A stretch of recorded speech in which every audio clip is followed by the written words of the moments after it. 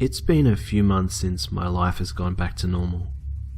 Currently, I do not feel safe anywhere.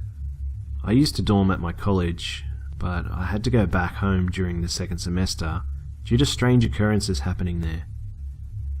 I don't plan on dorming anytime soon either. It might not be the smartest thing to share this since it's still under investigation, but maybe it will make people more cautious of social networking. It sure has made me wary of trusting strangers online again.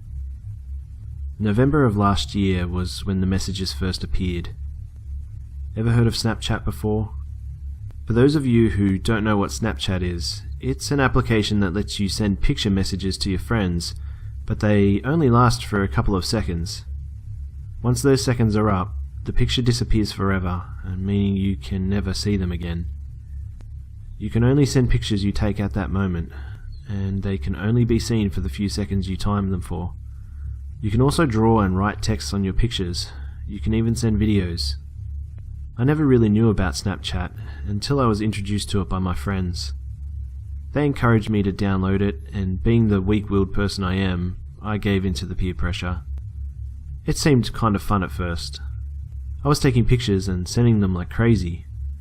Most of the time, I just took pictures of myself making the goofiest faces and putting random letters for texts. I also went out of my way to take pictures of the funniest things. I remember taking a picture of this dude's butt crack while he bent down to tie his shoes.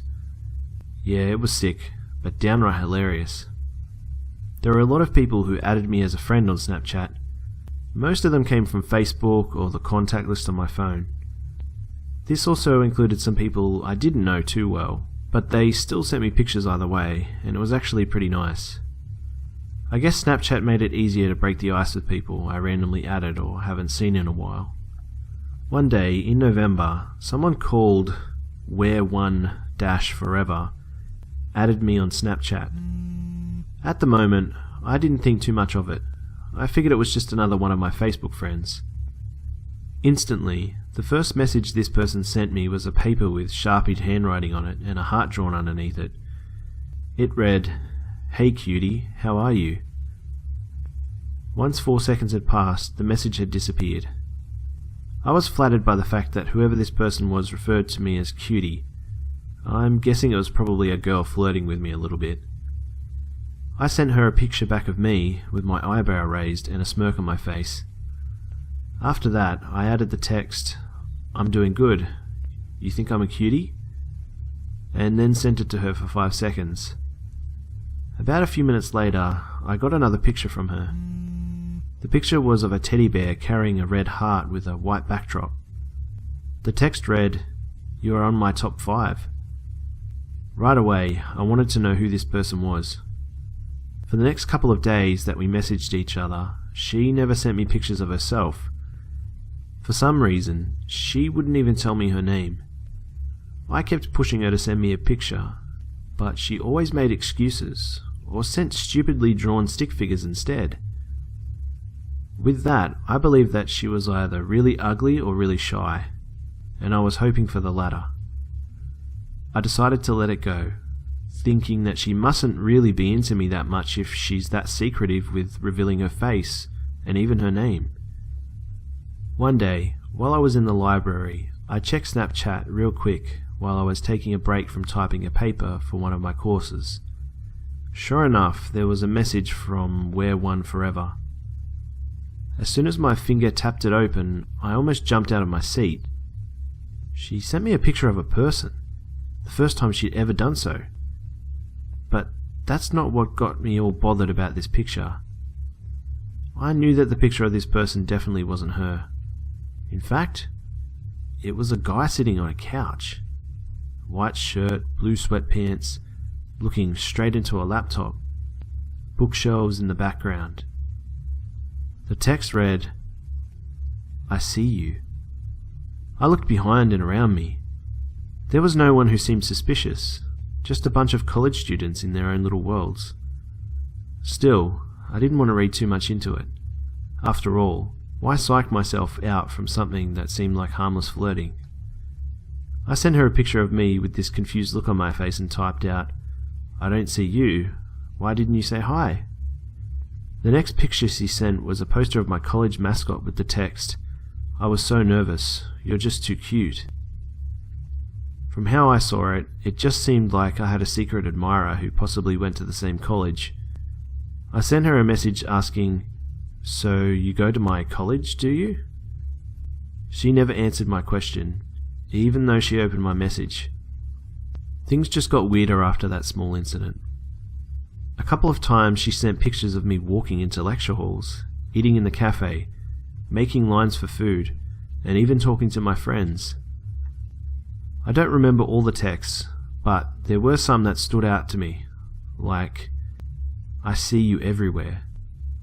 It's so funny how close I am to you," and "One day you'll know who I am." I started to think that maybe my friends were playing a joke on me. I asked my best friend Andrew one day if he was the one sending me all those weird Snapchats. He told me he had no idea what I was talking about, and I explained to him the whole thing. That this person called Wear One Forever had been sending Snapchats of me. Andrew said that that was pretty creepy, and that I must have had some obsessive stalker who obviously had no life. I was secretly hoping he was the one behind all of it, but I knew he was telling the truth. Wear One Forever doesn't have the same handwriting Andrew has. And besides, the dude couldn't lie his way out of a paper bag. After talking to Andrew, I asked all my other friends about it, but they also told me the same answer. Either it really wasn't them, or they were playing an elaborate mindfuck on me. One of them had to come clean, but no one ever did. And the Snapchats were getting a little too eerie. My secret admirer started sending pictures of only me, and nothing else. She rarely added texts on them anymore. It was like she was playing Where's Waldo with me, and oddly enough, I was Waldo. It became a mission to send a picture of me at least once a day. I began to pay more attention to my surroundings, but the only people I see every day were my friends. I never saw the same face everywhere I went. I figured my friends had to be the ones messing with me. Eventually, I stopped sending messages to Wear One Forever, thinking it was best to ignore and pretend like it didn't bother me. I didn't mention the messages anymore, and I even stopped opening them. They just kept piling on whenever I went on Snapchat. The fall semester was almost over at that time. December came, followed by colder days and nights loaded with college assignments. Even though all of this sounded intimidating, I was a little relieved, to be honest. It gave me the excuse to focus all my attention on something more important than those messages. And yet, whenever I looked at my phone for the time or a new text message, I always saw a notification from Snapchat. Wear One Forever sent you a message. After a week of ignoring them, I finally let curiosity get the best of me. Once I started opening one, I saw a picture of me. But when I blinked, it was already gone. I opened another message, me again, but it disappeared as fast as the last one. As I opened these messages one by one, I could feel my heart sink deeper and deeper with each message. They were all pictures of me all over campus. I couldn't even fathom as to how this person was able to follow me from one place to another. She even took pictures of me during lectures and when I came out of bathrooms. That day, I decided to stay in my dorm room since I was starting to become paranoid. My roommate, John, wasn't there for most of the time. Some of my friends were texting me to join them for lunch, but I was in no mood to come out and to show myself to my secret admirer. She seemed to know where I was every single time. To avoid my chances of being another Snapchat message, I only came out that day to buy myself a sandwich. When I looked at my phone a few times, I was pleasantly surprised at the lack of Snapchat notifications from her. I was able to breathe normally again, even though part of me was worried about going out. After all, I couldn't just stay trapped in my dorm room forever.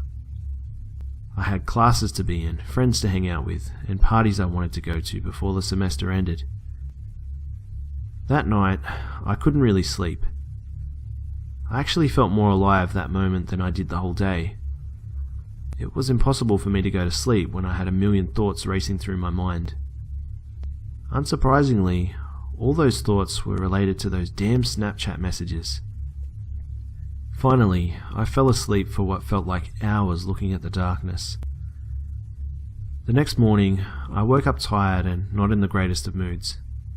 I checked my phone to see the time. It was 12 in the afternoon. Out of habit, I also checked Snapchat for any new messages I could have received. The more recent messages were from Wear One Forever. Her messages took up all of my Snapchat. It had to be almost 50 she sent to me. Seeing her username alone made my body tremble with morbid curiosity. Before I opened the messages, I noticed something was off about them right away. She sent me videos in the more recent Snapchats, which is something that never happened before. Also, the time she sent me those messages was about 6 hours ago. It made me extremely hesitant to open any of them, but something inside me was demanding me to do it. She had to be taking pictures of something else that night. I was in bed that whole time.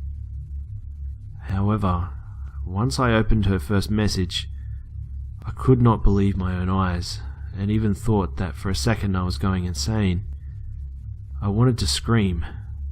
Immediately, I regretted my decision of ever opening that message. Just thinking about it gives me chills.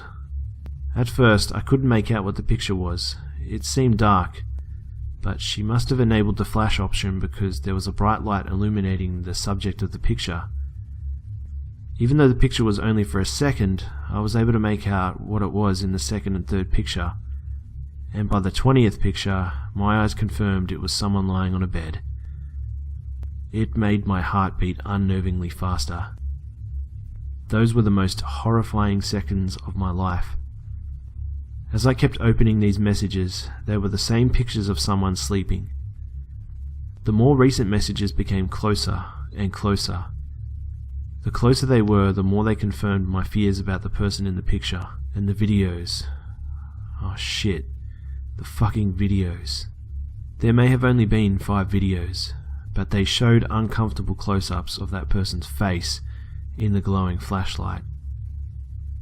And then there was that typical noisy silence audio in the background, and my own sleeping face. It broke me down, as I immediately dialed my college's police department. I told them someone broke into my room last night, that I was being stalked by someone I didn't know, who was also sending me pictures of myself. I tried to explain as much as I could, but they couldn't even understand what I was saying because I sounded like a complete mess. They came over to check up on my dorm room, observe any forcible entry that could have taken place, and even question my roommate for an hour. I showed them my Snapchat to prove the multiple messages the person was sending me. Unfortunately, they couldn't retrieve them and see the actual pictures. I told my parents about a week later. They wanted to pick me up as soon as possible, even though finals were coming up. After I was finished though, I went back home and the messages had stopped for a while. I didn't see anything from Wear One Forever for the second semester of college.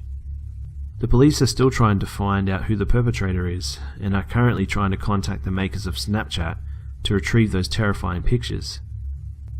At that time, my life was going back to normal, and yeah, I was still using Snapchat, just for the innocent fun of it. The last days of semester, though, became a different story altogether. It was a typical Friday, and I was home alone, watching TV, chowing down on snacks. I just completed the last of my finals, so I was treating myself after all that stress from college, and especially from that slightly traumatizing situation. But that all changed once my phone began to vibrate. This whole wave of dizziness took over me as I read what was on the screen. Wear One Forever sent you a message. I was conflicted with what to do at that moment, and maybe I shouldn't have opened the message. Maybe I should have deleted Snapchat from my phone and saved myself the trouble, because when I did open that message, I was clearly met with the image of my house in broad daylight.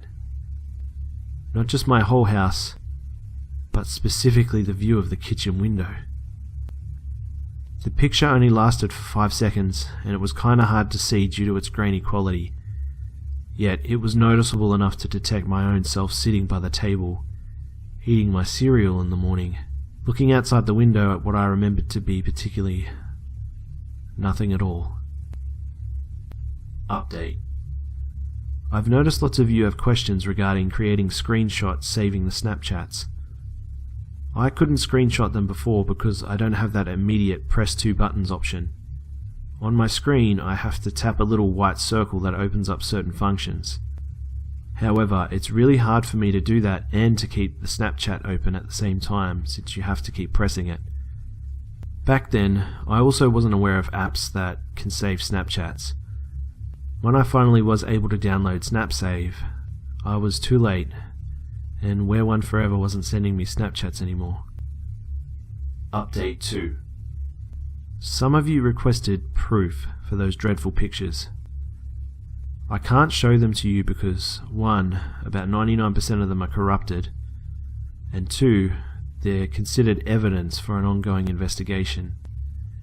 The only picture I can show is a screenshot of Wear One Forever on my friends list. This is it. There are those of you asking why I haven't deleted my Snapchat yet. This person obviously knows what college I go to and where I live. We have to bust him, her, or whoever this is, so I can actually feel safe again. If I just deleted or blocked him or her, then I won't ever know who is stalking me.